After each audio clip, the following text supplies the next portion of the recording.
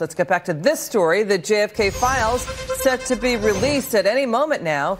Now, conspiracy theories have been out there for years about the assassination of John F. Kennedy. Joining me now, presidential historian and author of Game of Thorns, he's Doug Wead. Doug, good to see you. Thank you. Good to see you, Liz. So tell me, are you excited about the JFK files? What are you going to be looking for? What do you think we're going to find out? Anything new?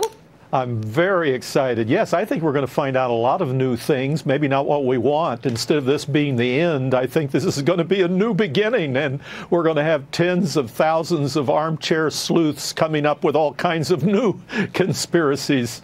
I'm convinced we'll eventually know, but I don't know if it's going to happen in my lifetime. Yeah, the question is, what was Lee Harvey Oswald doing in Mexico City 2 months before the assassination, talking to Soviet Union embassy officials and Cuban embassy officials. We're going to stay on that story. Let's switch gears. The Justice Department, Doug, has lifted a gag order on a former FBI informant involved in this high-profile Russian bribery case involving atomic energy here in the United States and Uranium One. Apparently now news breaking that he is going to speak in closed-door hearings. President Trump weighing in about this last night.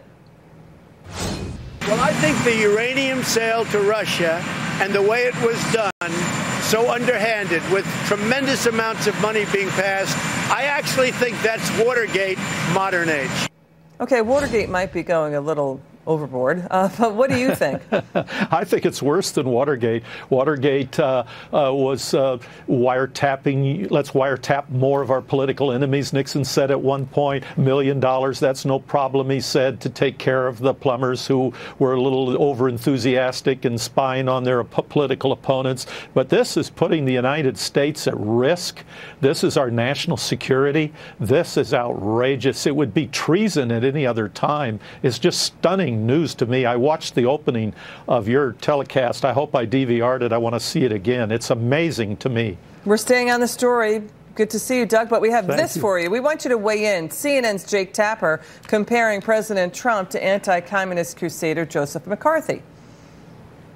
Joe McCarthy started in the late 40s. His crusade of indecency and smears and lies. And, President Trump and Joe McCarthy are very different historical figures, but there is something similar. They say history doesn't repeat itself, but it rhymes.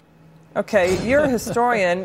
Jake Tapper, along with many in D.C., thinks that the president is misleading people and is lying. What do you think? Well, there's a big difference. So much of what Donald Trump has said has turned out to come true. He said he thought someone was bugging him. We said, oh, you're crazy. And it turns out he's right. And big difference from Joe McCarthy. If there's any Joe McCarthy, unfortunately, it's the news media who will not give up on the idea that they didn't win the election, that we misbehaved. We didn't vote the way they told us to vote. They're still outraged by it. And it's disconcerting to see. Well, they don't like the attacks on fake news. They think the president's trying to do censorship. And you say what?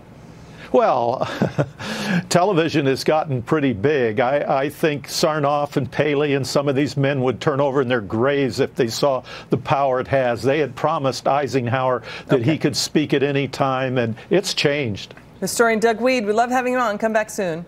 Thanks, Liz.